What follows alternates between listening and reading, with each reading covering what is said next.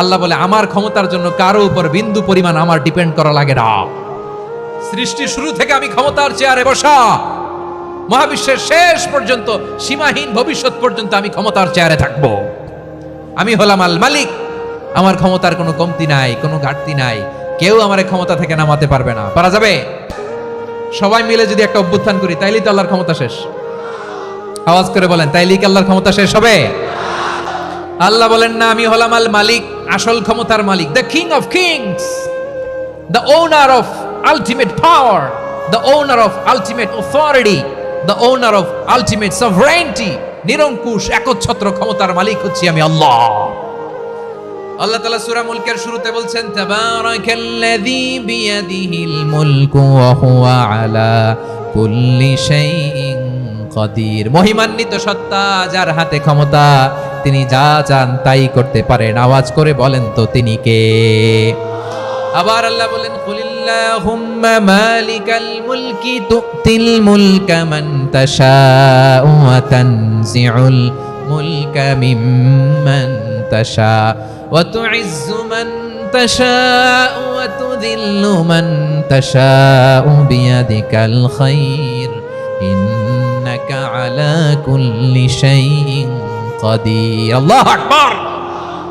এ নবী, আপনি বলুন, আল্লাহুম্মা মালিকাল মুলক, আল্লাহ আপনি ক্ষমতার মালিক। তুতিল মুলকা মান তাশা, যাকে চান তারে ক্ষমতার চেয়ারে বসান। ওয়া তানজিউল মুলকা মিম্মান তাশা, যাকে চান তাকে ক্ষমতার চেয়ার থেকে ছুঁড়ে ফেলে দেন। তিনি কে?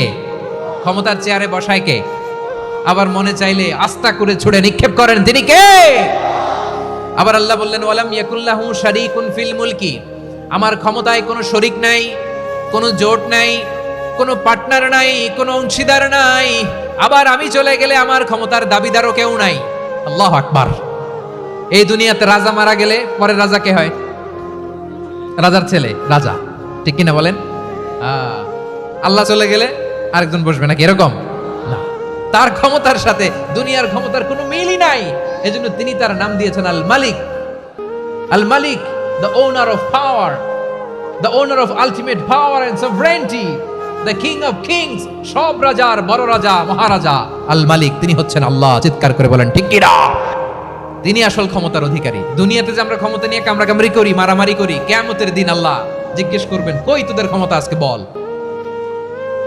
কিয়ামতের সময় সব মানুষগুলো যখন ইন্তেকাল করবে, সব জিনেরা যখন ইন্তেকাল করবে, সব ফেরেশতারা যখন ইন্তেকাল করবে, বাকি থাকবে মালাকুল মাউত। মালাকুল মাউত এসে বলবে, আল্লাহ আপনার কথা মতো সবাই শেষ, মানুষগুলো নাই, জিনগুলো নাই, আমার সতীর্থ ফেরেশতাগুলো নাই, মহাবিশ্বে আর কেউ নাই। আল্লাহ বলে, এখন কে আছে? মালাকুল মাউত বলবে, আল্লাহ তুমি আছো আর আমি।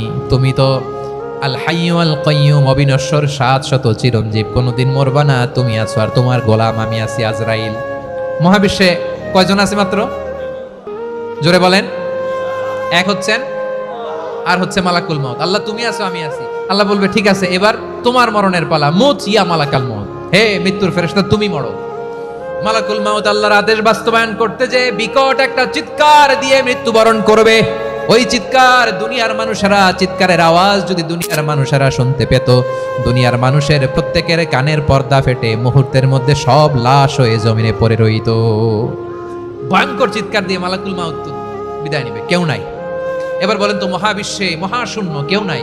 উপরে নিচে, সামনে পেছনে, ডানে বায়ে কোন সত্তা, কোন জীবিত সত্তার আছে? একজন ছাড়া, তিনি কে? কুল্লু মান আলাইহা ফানি ওয়া ইয়াবকা ওয়াজহু রাব্বিকা যুল জালালি ওয়াল ইকরাম। পড়েন, ফাবিআইয়ি আলাই রাব্বিকুমা তুকাযযিবান। কেউ থাকবে না একজন ছাড়া। মহাবিশ্বে কেউ নাই একজন সত্তা ছাড়া। আওয়াজ করে বলেন, তিনি কে? এবার আল্লাহ ডেকে বলবেন, লিমানিল মুলকুল ইয়াউম, লিমানিল মুলকুল ইয়াউম। ক্ষমতা কার? Who belongs the kingdom today, who belongs the power, authority today, who belongs the sovereignty today. আজকে ক্ষমতা কার? আজকে বলো তো ক্ষমতা কার? কার ক্ষমতা? মহাশূন্যে কোনো আওয়াজ নাই, শুধু আমার রবই বলবেন, লিমানিল মুলকুল ইয়াউম। আজকে ক্ষমতা কার? কোনো আওয়াজ নাই, উত্তর দেওয়ার মতো জীবিত কোনো সত্তা নাই, ফলে কেউ উত্তর দিতে পারবে না। আল্লাহ নিজেই প্রশ্নের উত্তর দিয়ে বলবেন লিল্লাহিল ওয়াহিদিল কাহ্হার, একচ্ছত্র অধিপতি, ক্ষমতার মালিক আল্লাহ ছাড়া কারোর জন্য কোনো ক্ষমতা নাই। চিল্লায় বলেন ঠিক কিনা?